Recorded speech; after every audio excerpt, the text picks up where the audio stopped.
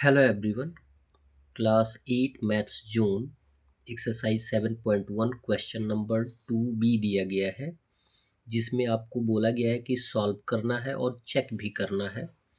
Question दिया गया है इक्वेशन के रूप में 2/3 in bracket x plus 3/5 equal 7/2।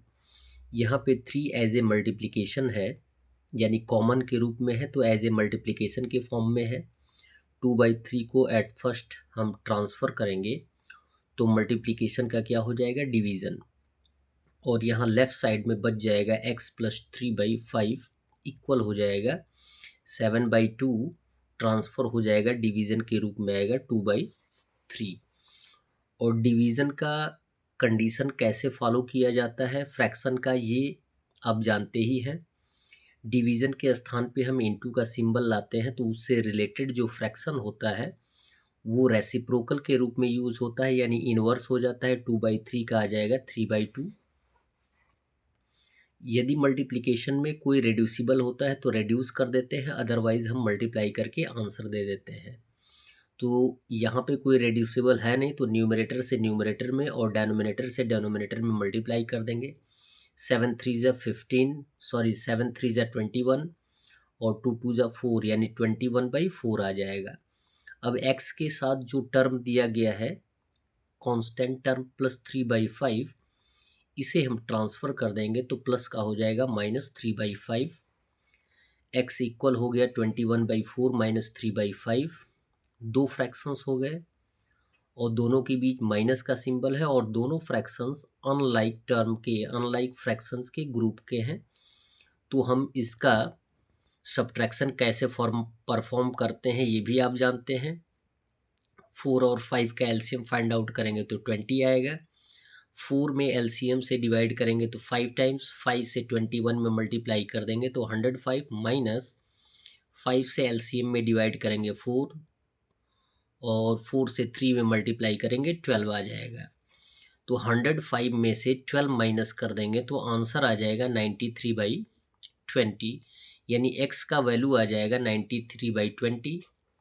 इसको हम वेरीफाई कर देंगे। वेरीफाई करने के लिए हम क्या करते हैं, क्वेश्चन को सेम टू सेम हम लिख लेते हैं, और जिसका वैल्यू, जिस लिटरल नंबर का वैल्यू हम फाइंड आउट किए होते हैं, उस लिटरल के स्थान पे उसका वैल्यू पुटअप कर देते हैं।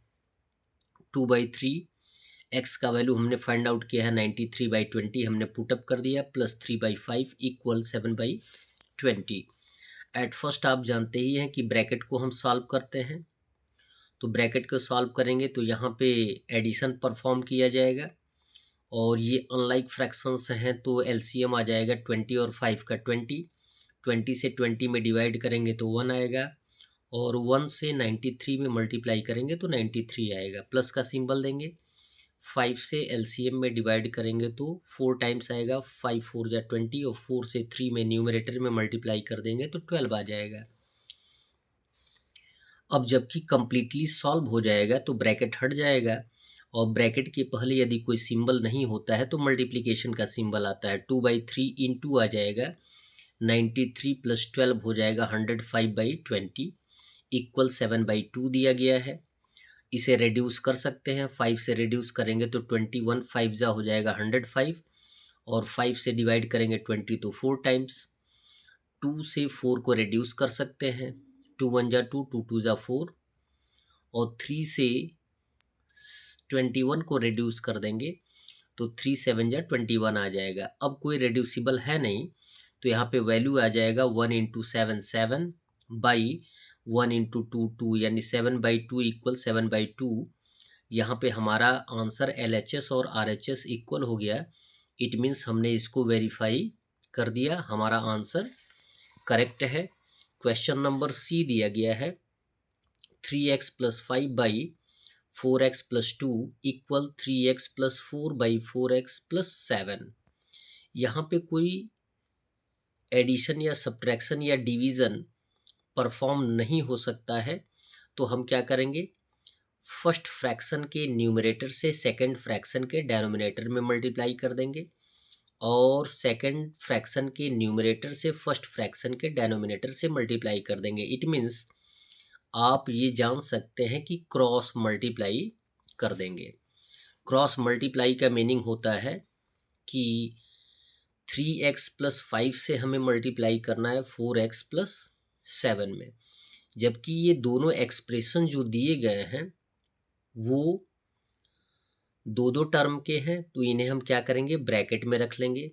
3x+5 in another bracket 4x+7 equal का सिंबल देंगे। क्रॉस मल्टीप्लाई करेंगे तो 3x+4 इंटू हो जाएगा 4x+2। दोनों में दो दो टर्म है, ये अलग अलग एक्सप्रेशन है, तो हम इनको अलग अलग ब्रैकेट में लिखकर मल्टीप्लाई कर लेंगे। और यदि हमने ब्रैकेट में लिखा है और इनके बीच में कोई सिंबल नहीं है तो मल्टीप्लिकेशन का सिंबल है। और ऐसे एक्सप्रेशन को मल्टीप्लाई कैसे किया जाता है, बहुत आसान तरीका बताया जा रहा है। फर्स्ट एक्सप्रेशन के फर्स्ट टर्म को हम कॉमन रख लेते हैं और सेकंड एक्सप्रेशन को सेम टू सेम लिख लेते हैं। फिर फर्स्ट एक्सप्रेशन के सेकंड टर्म को एज ए कॉमन रखते हैं +5 और ब्रैकेट में जो दिया गया सेकंड एक्सप्रेशन होता है उसे सेम टू सेम लिख लेते हैं, इक्वल का सिंबल देंगे। सेम कंडीशन परफॉर्म इसमें भी करेंगे। 3x को कॉमन रखेंगे, सेकंड एक्सप्रेशन सेम, +4 को कॉमन रखेंगे, सेकंड एक्सप्रेशन सेम। अब जो कॉमन हमने रखा है उस कॉमन से प्रत्येक टर्म में मल्टीप्लाई करेंगे, यानी 3x से 4x में मल्टीप्लाई करेंगे। 3 4 जा 12, x से x में मल्टीप्लाई करेंगे x²। 3x से 7 में मल्टीप्लाई करेंगे, 3 7 जा 21, x हो जाएगा। +5 से 4x में मल्टीप्लाई करेंगे, 5 4 जा 20x, और +5 से +7 में मल्टीप्लाई कर देंगे तो +35 आएगा, इक्वल 3x से 4x में मल्टीप्लाई करेंगे, 3 4 जा 12x, और x से मल्टीप्लाई करेंगे तो x²। 3x से +2 में मल्टीप्लाई करेंगे, 3 2 जा 6, x हो जाएगा। और +4 से 4x में मल्टीप्लाई कर देंगे, 4 4 जा 16x, और +4 से +2 में मल्टीप्लाई कर देंगे तो +8 आ जाएगा। क्लियर है। यहाँ पे आप देख सकते हैं कि LHS में 12x² है और RHS में 12x² है। इन दोनों को हम क्रॉस आउट कर देंगे। क्यों क्रॉस आउट कर देते हैं, जब भी आप ट्रांसफ़र करेंगे तो सिंबल क्या होगा, इसका चेंज हो जाएगा। तो यहाँ पे 12x² पॉजिटिव है और यहाँ पे 12x² क्या हो जाएगा, निगेटिव। वैल्यू सेम है लेकिन सिंबल क्या हो जाएगा, डिफरेंस हो जाएगा। तो इट मीन्स माइनस कर देंगे तो 0 आ जाएगा, यानी हमने ऑलरेडी इसको क्या कर दिया है, क्रॉस आउट कर दिया है। 12x² और 12x² कट गया। अब जो भी लाइक टर्म होंगे उनको हम परफॉर्म कर देंगे। 21x + 20x, ये दोनों लाइक टर्म है, जुड़ जाएंगे, पॉजिटिव है, तो आंसर आ जाएगा 41x। क्लियर है। +35 इक्वल का सिंबल देंगे। 6x + 16x दोनों पॉजिटिव है, लाइक टर्म है, जुड़ जाएगा तो आएगा आंसर 22x + 8। अब लाइक टर्म को एक साथ कर देंगे, 41x ट्रांसफ़र कर देंगे 22x को, तो यहाँ पॉजिटिव है तो ये क्या हो जाएगा, -22x, इक्वल हो जाएगा 8, और +35 को ट्रांसफ़र कर देंगे तो आएगा -35। 41 में से 22 को माइनस कर देंगे तो आंसर आ जाएगा 19x, इक्वल हो जाएगा 35। नेगेटिव है तो आंसर भी क्या आएगा, नेगेटिव, और 8 माइनस कर देंगे तो आएगा 27। जबकि आपको ये बताया गया है कि यदि दो इंटीजर्स आपको मिलते हैं, एक नेगेटिव और एक पॉजिटिव, तो हम क्या करते हैं, माइनस करते हैं। ये क्लियर है। और यदि ग्रेटर इंटीजर नेगेटिव होता है तो आंसर भी क्या होता है, नेगेटिव होता है। अब x का वैल्यू हमें फाइंड आउट करना है तो हम 19 को क्या कर देंगे, ट्रांसफ़र कर देंगे। तो यहाँ पे एज ए मल्टीप्लिकेशन है तो एज ए डिवीज़न आएगा, तो आंसर x का वैल्यू आ जाएगा -27/19, यानी x का वैल्यू -27/19 होगा। और वेरीफाई कर लेंगे x के स्थान पे -27/9 पुटअप करके। और ये कार्य आप स्वयं करेंगे और इस पे प्रतिक्रिया आप कमेंट के रूप में हमें देंगे। That's all.